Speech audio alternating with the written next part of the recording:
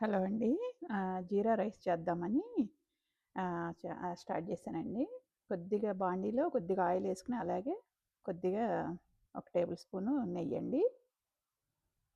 ఇది రైస్ కుక్కర్‌లో చేస్తానండి. సో, ఇక్కడ వేయించుకొని రైస్ కుక్కర్‌లో కలుపుకోవటమేనండి. ఈజీగా అయిపోద్ది. సో, ఇవండి ఆల్ స్పైసెస్. ఆహ్, అది కాకుండా మొగ్గేసుకోవద్దండి. అది టేస్టు అంత రాదు. సో, మిగతావన్నీ ఏసుకోవచ్చు. జీలకర్ర, షాజీరా, చెక్క, లవంగ, యాలుక్కాయ, మిరియాలు అన్నీ అండి. సో, వేసేసుకుందాం. అలాగే కొద్దిగా బిర్యానీ ఆకు, 3 పచ్చిమిరకాయలు,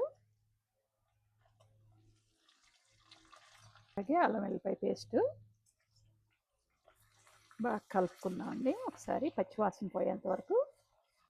అలాగే వేగిందండి అల్లం వెల్లిపాయి. సో, ఇప్పుడు కొద్దిగా 2 పెద్ద ఉల్లిపాయ అండి ఇట్లా చీలికలు చేసుకొని ఇలా అయిపోయిందండి. సరిపోయింది. స్టవ్ కట్టేసాను.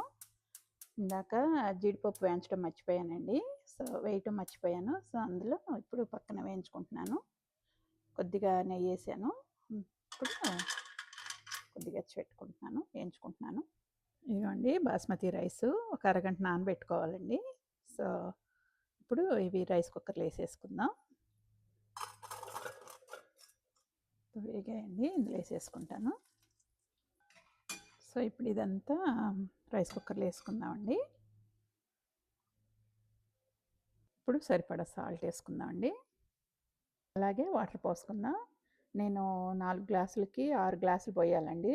1:30 లెక్క అయితే నేను ఒక అర గ్లాస్ తక్కువ పోస్తాను. So, 5 ½ పోసానండి water. సో, అప్పుడు పొడి పొడిగా వస్తది. కొంచెం మెత్తగా కావాలనుకున్నాళ్ళు సరిపడా అప్పుడు 1కి 1:30 పోసుకోండి. ఓకేనా? అంతే అండి. జస్ట్ మనం ఇక ప్లగ్ పెట్టుకుంటే అది అయిపోద్దండి. చాలా బావుంటదండి. పుదీనా అండి నాకిష్టం అండి. సో, మీకిష్టమైతే ఎయండి. ఓకేనా? సో, మూత పెట్టేసుకుందాం. ఇప్పుడు అదే అయిపోద్దండి. ఒక 30 మినిట్స్‌కి. ఓకే. ఆన్ చేశాను. జీరా రైస్ కాంబినేషను ఇదండి. ఆలు కుర్మా చేశాను. చూడండి ఎంత బావుందో టేస్ట్ గానీ, స్మెల్ గానీ. ఇందాక ఆల్రెడీ చూశానండి టేస్టు. చాలా బావుంది. ఓకేనా?